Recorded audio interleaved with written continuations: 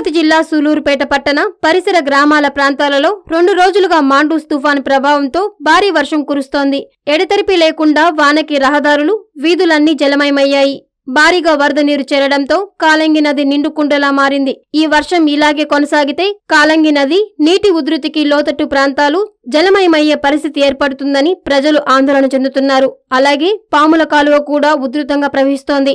అసలే పట్టణ, గ్రామీణ ప్రాంతాల్లో రోడ్లన్నీ గుంతలమయంగా ఉండడంతో ఈ వర్షంతో కాస్త చిన్నపాటి చెరువులను తలపిస్తున్నాయి. పాదచారులు, ప్రయాణికులు తీవ్ర ఇబ్బందులు పడుతున్నారు. స్థానిక తహసీల్దార్ రవికుమార్ నేతృత్వంలో లోతట్టు ప్రాంత ప్రజలు ఇబ్బందులు పడకుండా ఉండేందుకు ముందస్తు పునరావస్తు కేంద్రాలను సిద్ధం చేశారు.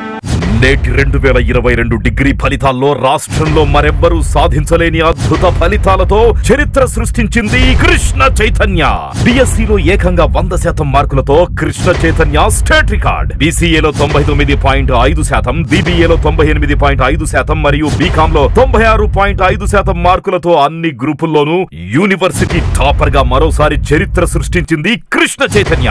అంతేకాదు ఒక్క థర్డ్ ఇయర్ లోనే 90% కంటే పైగా మార్కులతో 758 మంది, 75% కంటే పైగా మార్కులతో ఏకంగా 1319 మందితో రికార్డు సృష్టించింది కృష్ణ చైతన్య. కృష్ణ చైతన్య విద్యా సంస్థలు, నెల్లూరు.